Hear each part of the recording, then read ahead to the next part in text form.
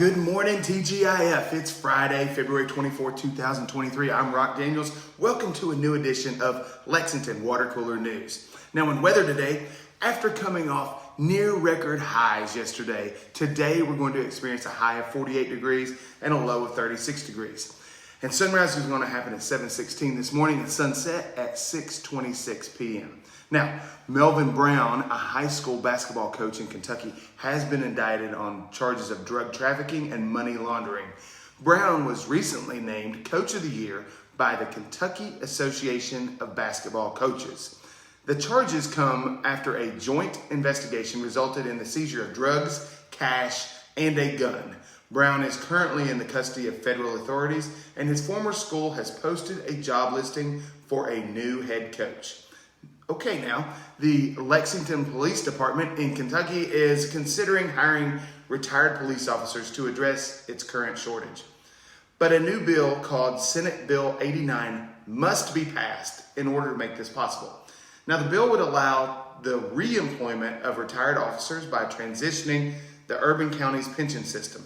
The retired officers must have left in good standing, have at least 20 years of service, and be willing to return as a top 10 officer. The department hopes to start rehiring retired officers as soon as possible if the bill is signed into law.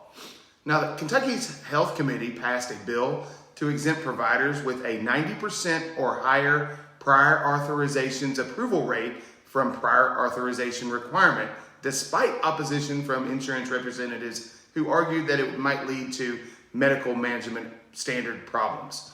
The bill's primary sponsor, Representative Kim Moser, called prior authorization an expensive and time-consuming bureaucracy that causes delays in healthcare, leading to provider burnout.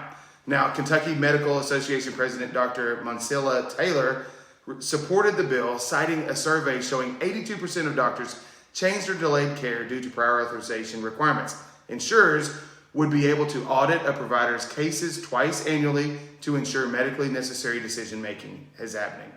Now, a Kentucky choir teacher who pled guilty to reduced charges of harassment and assault involving children and who was fired from his school may teach again if he meets his several conditions and standards.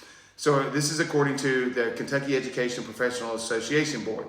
Now, Thomas Stewart's license was retroactively revoked, but he must complete board-approved courses on ethics and appropriate student-teacher boundaries, submit annual copies of his state background check, and be on probation for 5 years.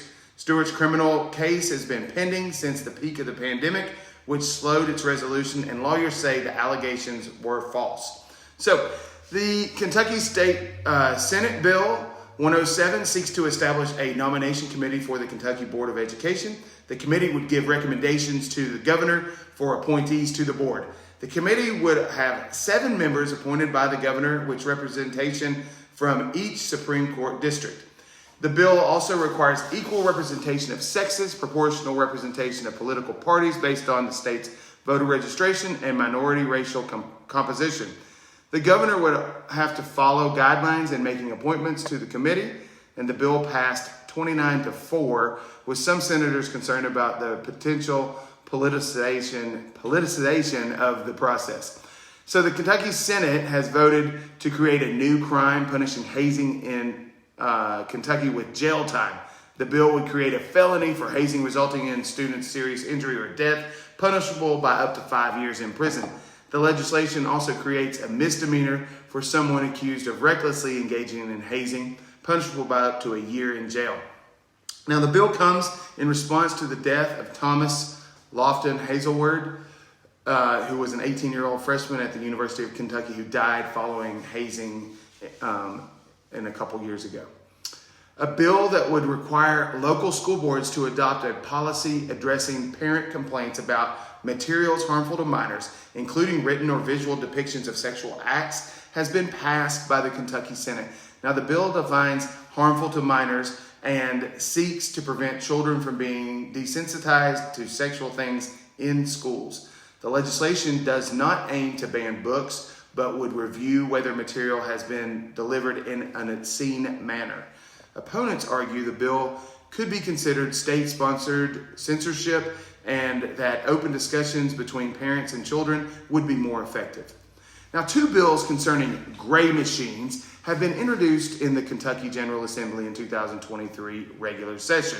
Now, one of them proposes to establish a gaming commission to regulate and oversee skill games, while the other calls for a full ban of all these machines. Now, supporters of the ban argue that these machines compete with the Kentucky Lottery and charitable bingo, while supporters of the legislation argue that they provide additional funds to the businesses that host them. Now, neither bill has been assigned to a committee as of yet. So a bill has been filed in the Kentucky legislature to gradually increase the state's minimum wage to $15 over the next 5 years from its current $7.25 per hour. The bill, proposed by Lexington Democrat Senator Reggie Thomas, also seeks to allow cities in the state to set their own minimum wage laws. However, the bill has not yet made it out of committee. Now, Kentucky's House of Representatives has passed House Bill 153, which prohibits law enforcement in the state from enforcing federal firearms bans. The bill, sponsored by Representative Josh Bray, believes that it's constitutionally and is supported by the 10th Amendment in the U.S. Constitution. Opponents of the bill argue that it's unconstitutional and will increase gun violence in the state, but the bill will now go before the Senate for consideration. Now, the Lexington Addiction Center in Kentucky has opened a new facility which will offer long-term aftercare support to clients undergoing addiction recovery. The center's founder and CEO, Jacob Bilpuff, has gone through the addiction recovery process himself and hopes to use his personal experience to assist clients. The center's director of admissions, Brett Oglesby, has also his own story with overcoming addiction and has expressed his gratitude to the local Chamber of Commerce for recognizing the need for this facility. Now, the facility will open to the public on March 1st, 2023. So, Kentucky Wildcats basketball team has signed a new set of NIL deals with a national advisor, or advertiser, as people would pronounce it. So Morgan & Morgan and 2 players, Jacob Topin and Chris Livingston, have signed their own nationwide campaigns. Now, Morgan & Morgan is the world's largest injury firm and UK athletics long-term NIL partner. Livingston has partnered with Beats by Dre, and Topin has reached an agreement with AT&T for a new campaign. Now, the entire team and both players have been rewarded for their on-court growth and late season turnaround with wins and NIL deals, according to head coach John Calipari. Now, Neogen is investing $6 million to expand its Lexington location and creating more than 70 full-time jobs by converting 20,000 square feet of unused space into manufacturing space. The investment includes a building improvements and manufacturing equipment. Lexington is Neogen's animal safety headquarters, which currently employs 220 people across 2 Lexington facilities and 1 location in Mount Sterling. Now, that does it today for Lexington Water Cooler News. Join me again tomorrow for all your latest news, weather, and sports, free of charge by the Bluegrass Realtor, Rock Daniels, who's also the owner of Rock Daniels Construction Company. Now, I hope you guys have a wonderful day. Go give somebody you love a hug today, and have a wonderful Friday. See you later.